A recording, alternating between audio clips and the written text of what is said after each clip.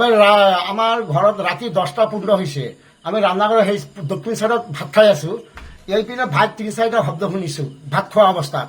পিছত বাইকটো 4টা থিয় হৈ পেলাই মোৰ ঘৰত 3-4টা ঘৰত সোমাই গৈছে। সোমাই যোৱাৰ পিছত মই শব্দ পোৱাৰ পিছত ওলাইছো ৰান্নাঘৰৰ পৰা ভাত থৈ পেলাই।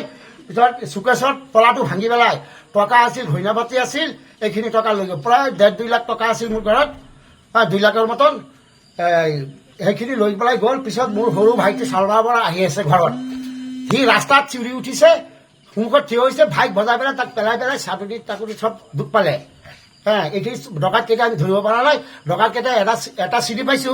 সেই ডকাইতটো হ'ল এই হৰজতৰ ছোৱালী জোৱাই, ইছৰবালী ল'ৰা, নামটো নাজানো, কিন্তু তাৰ লগত মানুহ আছে। তাক ধৰি লৈ চবকেইটা ওলাই যাব আৰু ভাইক 2টা ৰাখি দিছো। এইখিনি আমাৰ ৰাইজ বহুত আহিছিল। এতিয়া বহুত সময় গ'ল, পুলিচক ফোন কৰিছো, গামবুঢ়াক ফোন কৰিছো, গামবুঢ়া মোবাইল চুইচ অফ, গামবুঢ়া নাহে। এতিয়া আমি ৰাইজকেইটা চবকেইটা বেছিভাগ গ'লগৈ, বহুত ৰাইজ হৈছিল। কোনটো থানাত ফোন কৰিছে? আমি ৰূপহী থানাত ফোন কৰিছো, কাৱৈমাৰী ফোন কৰিছিলো, পোৱা নাই। কিন্তু ৰূপহী থানা আহি আছে, আহিছে। নাম জানে নেকি কোন আহিছিলে? ডকাইতকেইটাৰ আমি নামটো নাজানো, জানো এইটো হৰজতৰ ছোৱালী জোৱাই, এইটো চিনি পাইছো। এইটো আমি চিনি পাইছো। এই বাইক 2টা ৰাখি দিছো। এই বাইকটো প্ৰমাণ, এইটো ধৰি লৈ ডকাইত কেতিয়া পাব। কাৰ লগত সংগঠিত হৈছিল? কাৰ লগত সংগঠিত হৈছিল? আমাৰ লগত, আমাৰ ঘৰত। ডকাইতকেইটা আমাৰ ঘৰত আহিছিল, আহি পেলাই ভাগ 2টা ৰাখিছে, এইটো প্ৰমাণ আছে। আৰু ডকাইতকেইটা ধৰিব পৰা নাই, সিহঁতৰ লগত বিচিং আছে, ডকাইতি কৰিবলৈ পিষ্টল আছে। আৰু যিটো ভাই সৰু ভাইটো সন্মুখত বাইকৰ সন্মুখত থিয় হৈছিল, সেইটো ভাইক গাড়ী ভজাই পেলাই দিছে। এতিয়া চাটুনিৰ হাতী ভাঙিলে ৰক্ত ঘৰত নিলে গম পোৱা যাব। এইটো কোন ঠাই?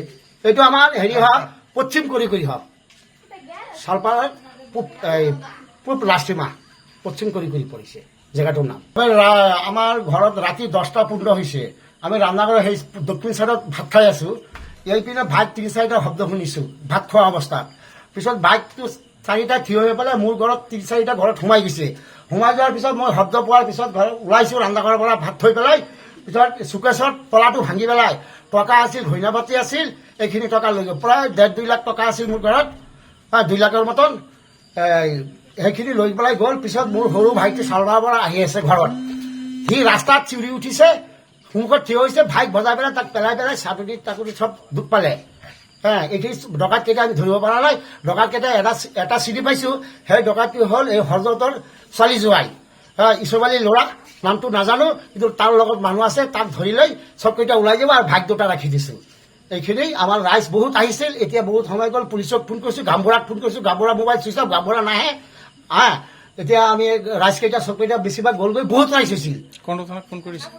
আমি ৰূপহী থানাত ফোন কৰিছো, কাৱৈমাৰী ফোন কৰিছিলো, পোৱা নাই। কিন্তু ৰূপহী থানা আহি আছে, আহিছে। নাম জানে নেকি কোন আহিছিলে? ডকাইতকেইটাৰ আমি নামটো নাজানো, জানো এইটো হৰজতৰ ছোৱালী জোৱাই, এইটো চিনি পাইছো। এইটো আমি চিনি পাইছো। এই বাইক 2টা ৰাখি দিছো। এই বাইকটো প্ৰমাণ, এইটো ধৰি লৈ ডকাইত কেতিয়া পাব। কাৰ লগত সংগঠিত হৈছিল? কাৰ লগত সংগঠিত হৈছিল? আমাৰ লগত, আমাৰ ঘৰত। ডকাইতকেইটা আমাৰ ঘৰত আহিছিল, আহি পেলাই ভাগ 2টা ৰাখিছে, এইটো প্ৰমাণ আছে। আৰু ডকাইতকেইটা ধৰিব পৰা নাই, সিহঁতৰ লগত বিচিং আছে, ডকাইতি কৰিবলৈ পিষ্টল আছে। আৰু যিটো ভাই সৰু ভাইটো সন্মুখত বাইকৰ সন্মুখত থিয় হৈছিল, সেইটো ভাইক গাড়ী ভজাই পেলাই দিছে। এতিয়া চাটুনিৰ হাতী ভাঙিলে ৰক্ত ঘৰত নিলে গম পোৱা যাব। এইটো কোন ঠাই? এইটো আমাৰ হেৰি হওক, পশ্চিম কৰি হওক, চালপাৰ পূব লাষ্টিমা, পশ্চিম কৰি পৰিছে জেগাটোৰ নাম। যিকোনো খবৰৰ বাবে যোগাযোগ কৰক 7099017330 আৰু 7099017110 নম্বৰত।